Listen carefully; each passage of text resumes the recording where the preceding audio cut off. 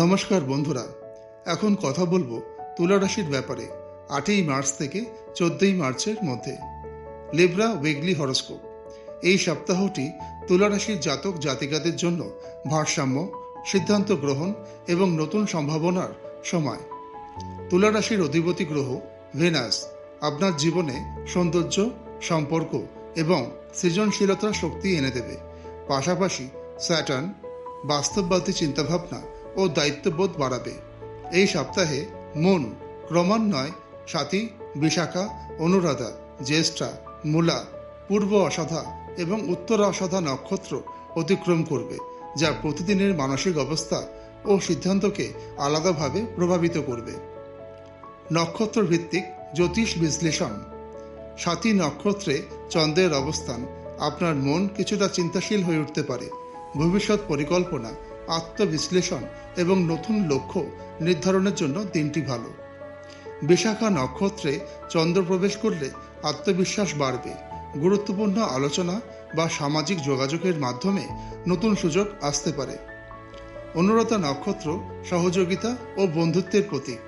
সহকর্মী বা বন্ধুদের সহায়তায় গুরুত্বপূর্ণ কাজ সম্পূর্ণ হতে পারে।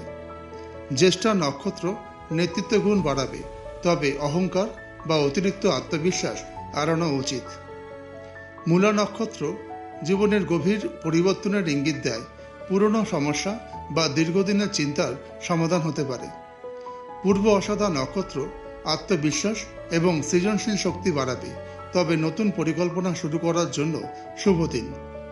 উত্তর অসাধা নক্ষত্র দীর্ঘমেয়াদী সাফল্য ও স্থায়িত্বের প্রতীক। ভবিষ্যতের পরিকল্পনা নেওয়ার জন্য অত্যন্ত অনুকূল সময়। এই সপ্তাহে তুলা রাশির জন্য মূল বার্তা হল ভারসাম্য বজায় রাখা এবং ধৈর্যের সাথে সিদ্ধান্ত নেওয়া। লিব্রা উইকলি লাভ হরোস্কোপ। প্রেম ও সম্পর্কের ক্ষেত্রে এই সপ্তাহটি তুলা রাশির জন্য বেশ ইতিবাচক হতে পারে, কারণ তুলা রাশির অধিপতি গ্রহ ভেনাস প্রেম, সৌন্দর্য এবং রোম্যান্সের প্রতীক। তাই এই সময় সম্পর্কের ক্ষেত্রে কোমলতা ও আকর্ষণ বৃদ্ধি পেতে পারে। নক্ষত্র ভিত্তিক প্রেমের পূর্বাভাস। সাথী নক্ষত্রে কিছুটা একাকিত্ব অনুভব হতে পারে। নিজের অনুভূতি বোঝার সময় এটা। বিশাখা নক্ষত্র নতুন সম্পর্কের সম্ভাবনা তৈরি করতে পারে। অবিবাহিতর জন্য পরিচয়ের সুযোগ আসতে পারে। অনুরাধা নক্ষত্র বন্ধুত্বকে গভীর ভালোবাসায় রূপ দিতে পারে। সম্পর্কের মধ্যে আন্তরিকতা বাড়বে। জ্যেষ্ঠা নক্ষত্রে আবেগ তীব্র হতে পারে।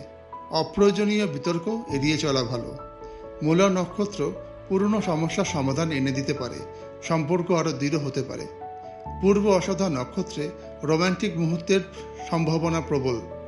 উত্তর অসাধা নক্ষত্র দীর্ঘমেয়াদী প্রতিশ্রুতির ইঙ্গিত দেয়। বিবাহ বা ভবিষ্যৎ পরিকল্পনা নিয়ে আলোচনা হতে পারে। এই সপ্তাহে তুলা রাশির প্রেম জীবনে গুরুত্বপূর্ণ বিষয় হবে বিশ্বাস, যোগাযোগ এবং আবেগের ভারসাম্য। Libra weekly career and business horoscope. কর্মক্ষেত্রে এই সপ্তাহে তুলা রাশির জন্য ধীরে ধীরে অগ্রগতির সম্ভাবনা রয়েছে। স্যাটার্ন শৃঙ্খলা ও ধৈর্যের মাধ্যমে সাফল্যের দিকে এগিয়ে যেতে সাহায্য করবে।